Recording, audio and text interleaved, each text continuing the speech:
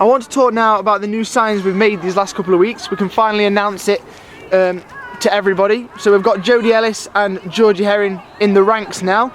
Are both girls immediately in the running for the first team? Yeah.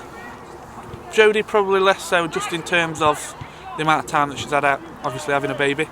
But Gio definitely straight away. Gio's different class. She gives us something a little bit different going forward.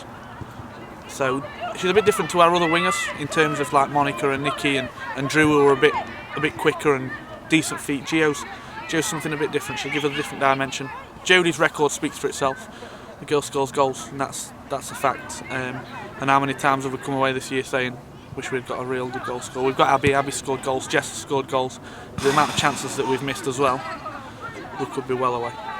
Well, let's break it down a little bit more about the two individual players. So we'll start with Gio. How did she come onto your radar, and what did you say to persuade her to join the club? Gio we've known about for a while. She wasn't obviously one that we was going to bring in pre-season, and we did speak to her. And then throughout the year she's played at Rice Park, and she played against us. She come on a sub and she looked sharp then, so that was kind of the trigger to say that we were interested. And then from there it's kind of put your 7 days in and get her here. I don't think we had to sell it too much to Gio. I think she wanted to be. I think she played here for a spell quite a few years ago, so she knows a few of the girls. So no, we didn't have to sell it that much to Gio. She actually knows a few of the girls as well from playing with them at Eastwood before Rice Park. Did the girls like Monica and Jenna recommend her to you, and will they have tried to help persuade her to join the club? Yeah, I think Jenna was the one that kind of, she was the link.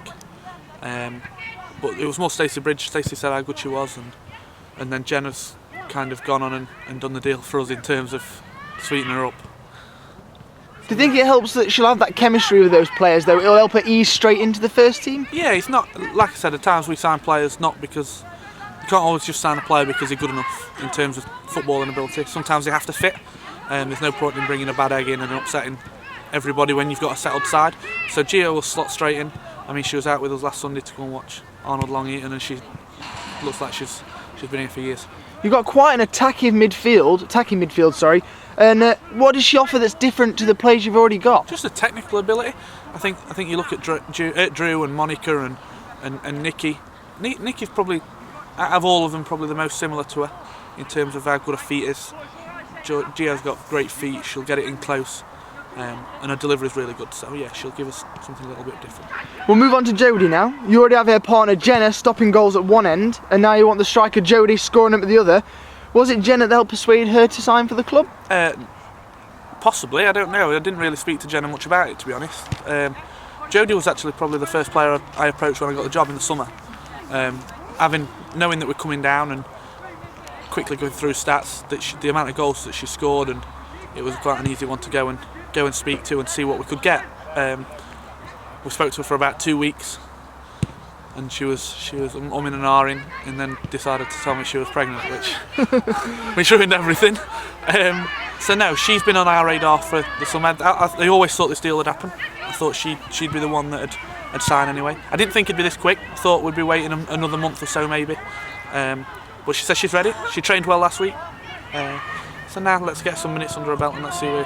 Hopefully she'll start scoring goals and we can see her in first team. You have just touched on that. She has just come back from having a child. Have you seen her at full fitness yet, do you think, and how sharp she is? No, I don't think we will do for a few weeks now. I think if you think that's a bit silly. She's not played for 9 months, 10 months, whatever it is now. So no, she knows she's got work to do. She's probably got 2 or 3 weeks, 4 weeks of pure guard graft. In the development team, going to score some goals in there and then hopefully get herself in. She might just make a time for the Cup semi-final, who knows. We spoke before about Mansfield sometimes missing that clinical edge. Yeah. Do you think that Jodie is the answer to that, and do you think it'll be a big boost to the girls going into the later part of the season?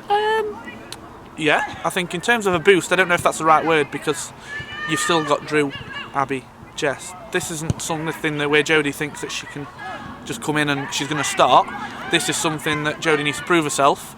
Do I think Jodie can? Yeah. I wouldn't have signed her otherwise. Her stats speak for herself. She scored the amount of goals she scored last year and the year before because she's good enough, and that's a fact. How quick can she get? Will we see the best of her this year? Who knows? What can she offer different to the other striking abilities we've got in the team?